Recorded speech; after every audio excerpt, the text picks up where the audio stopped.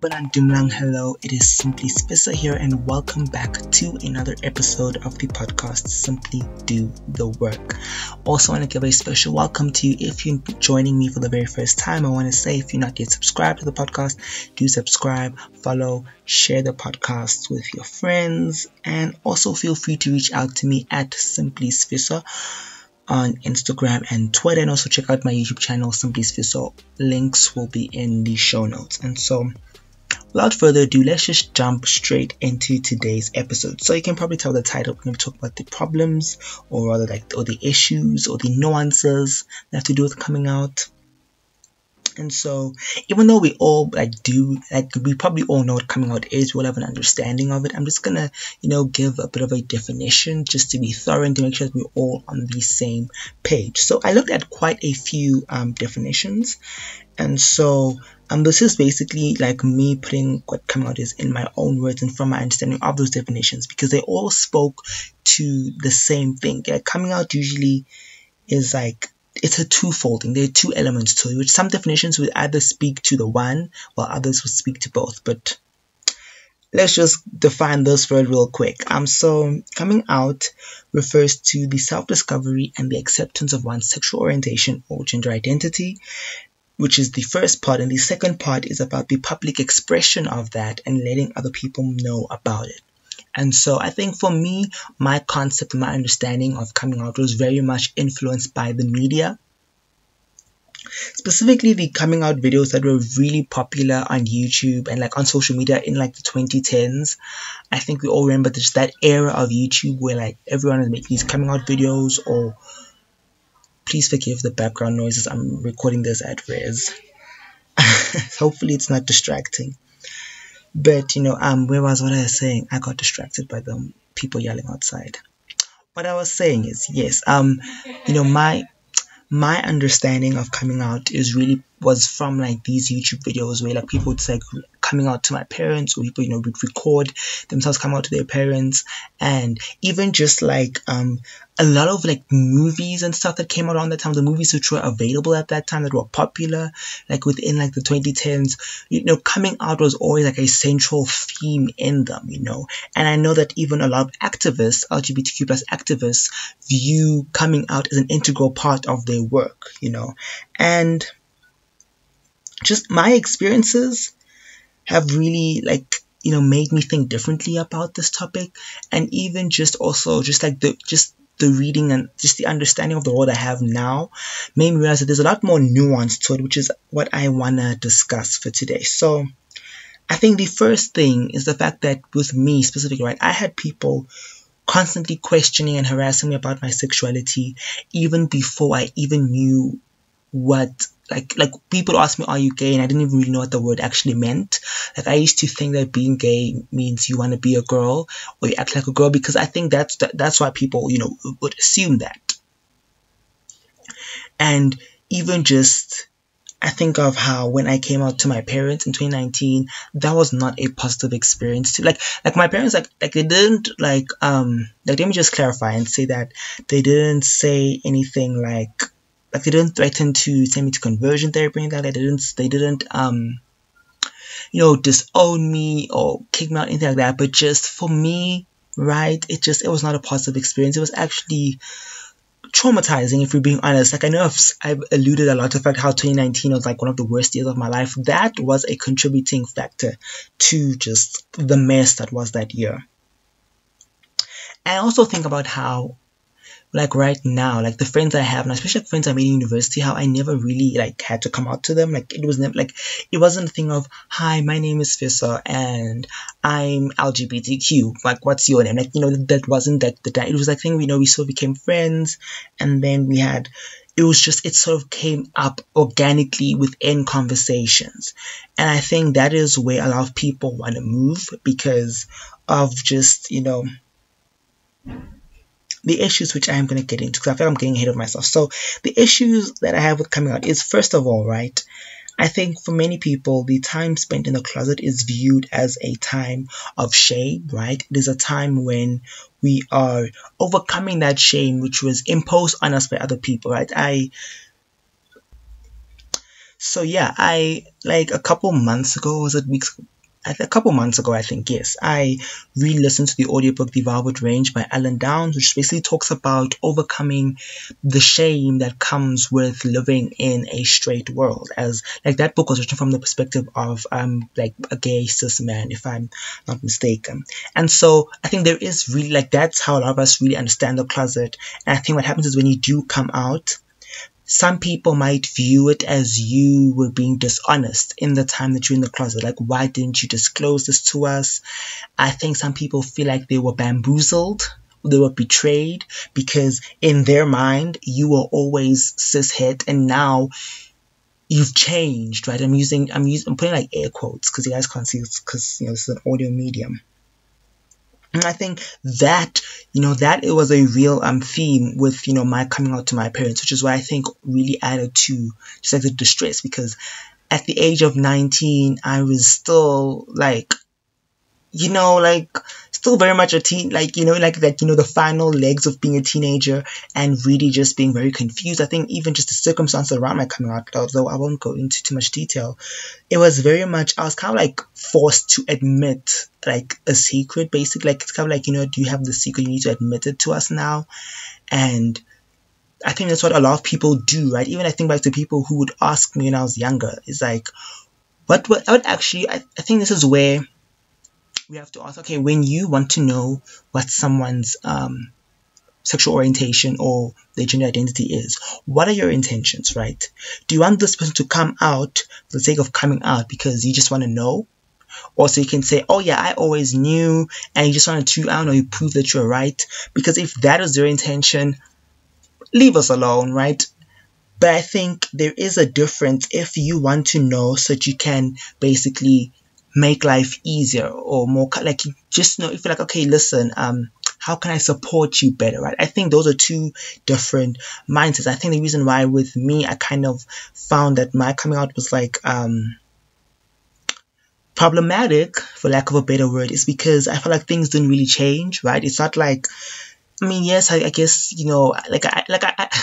I don't want to seem like disrespectful and like I'm shitting on my parents, because I do understand that they're doing the best that they could given the information that they have and how they were raised, but I did sort of wish that, more was done, or I do wish that just the approach was different, and I do actually kind of wish that I was given a lot more time to be able to articulate certain things. Because I think, and that also touches on an issue which I'm going to discuss later on. But I think the other issue that's come out is that it places being cishet as the norm, right? It's almost like when you are coming out, it's you declaring your deviance, right, from the norm. Because there's this idea that, everyone's assumed to be cishet until proven otherwise. And it's even, I think about how, when I was younger and people would ask me would ask about my sexuality and my gender and all of that, there was always this need. I felt like I had to defend myself, to defend that, no, I actually am normal, just like you guys. I'm just like you guys. I'm not different. Because also, kids are very good. I think the thing with kids is, maybe even though kids themselves didn't really have the language, didn't really understand, kids are very apt at noticing the differences in others and picking on those. I even think about, even like in high school, how I had friends who would stand up and vouch and say, no, this guy is straight, don't worry about him, And it's like, I know they meant well, but if you look at it, it's like, and this might be like deviating a bit, but I always find it kind of problematic when people feel the need to defend gay allegations, right? I think there's a difference, obviously, right, if we just want to set the record straight, no pun intended, and say, no, listen, I'm not gay, that is fine, right? But sometimes I see, and this is specifically, this is like, I see it a lot on like Stan Twitter, right? Sometimes people will say, as a joke, like, so-and-so, certain idol celebrity, I think they're gay, right? And then someone else would feel, and he's like, no, you shouldn't be assuming their sexuality, but it's like, but aren't you also assuming that they're straight? I think also, this brings into like another issue, right? The issue of like enforcing labels onto people is quite, I think, problematic. I think we should just let people be, is what I'm trying to say. I think, the whole, having to put yourself in a box is something which I think does make some people, others, hesitate to come out, because you feel like as soon as I announce a certain label, that's stuck with me for life, and I feel like I also, I've fallen into that trap of trying to explain myself, put these labels on myself, and I've realized that it's because I was doing it for the benefit of others. I think back to the podcast episode I recorded on gender. I think it was like episode 14, if I'm not mistaken, right? Where I was talking about how, in discovering my own gender, it made me question, my sexuality and my attraction. Because it's like, okay, if I'm not a cis male, right? Am I still gay? Like, I'm not a cis man. And I also recognize that I'm not only attracted to cis men. Does that mean I'm no longer gay? And I remember just going on this whole tangent, trying to explain and say who I would or wouldn't. And it's like, and now in hindsight, I think I'm like, oh, that was such a, bless my heart. Because Lord knows I had good intentions. But it's like, I was doing all that and for what, didn't really, if I think about going through all those mental loopholes or trying to explain all of that doesn't really benefit me or even like the larger community, it's just, as I was saying, right, it was me trying to explain myself for other people, right, which is, and also I think also because there are many people also say, that people are like, I don't want labels. And I think that's totally valid. I feel like there's a lot of nuance, right, with this conversation, because also I do think labels are helpful, right, in the sense that, for example, if someone says they're a gay man, if you are a heterosexual woman, you'd know that, okay, you don't stand a chance to be with that person, right? Just a very simple example of how, I think even the concept of labels is quite nuanced to it. And like I was saying, right, there's this binary view of who's in and who's out of the closet, right? It's almost like this view of if you are still in the closet, it's because you're still dealing with shame, you don't fully love yourself, and only, and if you're out of the closet, it's assumed that because you're out that you figured yourself out and you realize stuff. But I think that we also, when we view this issue of coming out in that light, we do a disservice to all the varying nuances and the reasons why people do not disclose, or people are not openly, or people aren't out. Because I think also there is, a lot of people are out of the closet, but in certain circumstances, right? You get people who, when they're at home with their family, their family don't know, but they're out with their friends. Which was that's how I lived for, like, I guess you could say, not most of my life, but I guess you could say, like, from like my late teens, that's sort of where I was. And even with friends, it wasn't all friends, right? There were some friends that knew, others that I didn't talk about that part of my life with. I think even remember just when I was still active in the church, right? Church is all those areas where it's like, I'm not going to talk about this because, I know the views there. But also, there's, the real issue of safety, which was, I remember something that one of my exes, we used to have a lot of, not fights about, but we used to argue about it a lot because he would want to hold hands in public. He'd want to put his arms around me. And I'm just like, I don't want to get hate crime. Like, we live in South Africa.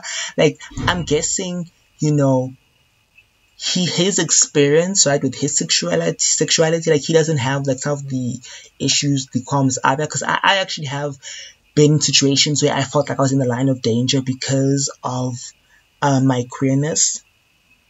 I remember reading this article written by a black woman, or it was actually, there was a quote from a black woman, a black queer woman, and she said that she doesn't disclose her queerness because, one, as a black woman, she already faces marginalization, and so with regards to her queerness, she feels like she has autonomy over that, right? And so in such situations, she will not disclose that. And also another reason that she mentions is that she doesn't want to alienate herself from the black community, because we can also, have the conversation about how within the black community there is a lot of homophobia and transphobia that still needs to be dealt with, right?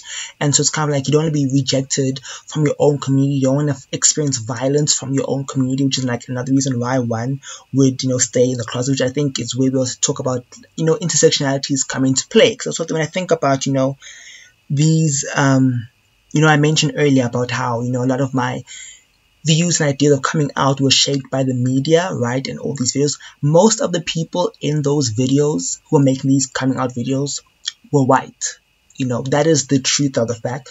Most of the movies, would have at least one of the characters would be white. And so that is and so, yeah, I think that brings us to the end of this podcast. Basically, what I want to say is whether you choose to come out or not, whether you identify with a certain label or you're unlabeled, it should be for your benefit, right? It should be like, if you're queer, it should be because that is what is comfortable for you, or that is what is going to bring you the most joy, that's going to make life for you, the most authentic. And it shouldn't be about what other people say, right? And I think also if you're on the side of an ally, right, I think true allyship, obviously, I didn't mention it, but we can talk about how like being outing people is not helpful at all. It is very much, you're putting people's lives in danger, because despite the fact that, for example, like I live in South Africa, which is, a country that has, some of the best anti-discrimination laws in the world, the implementation of those laws is, they're not really implemented as they should. I mean, the societal views are still very much homophobic. It's like, legislation was put in place, but like nothing was really done to address the societal issues, and so those are pretty much my thoughts and my experiences on coming out. I'd love to hear what you guys think, so you can reach out to me on social media. As I mentioned, links will be in the show notes. And so thank you so much for listening. I love you so much. Bye guys.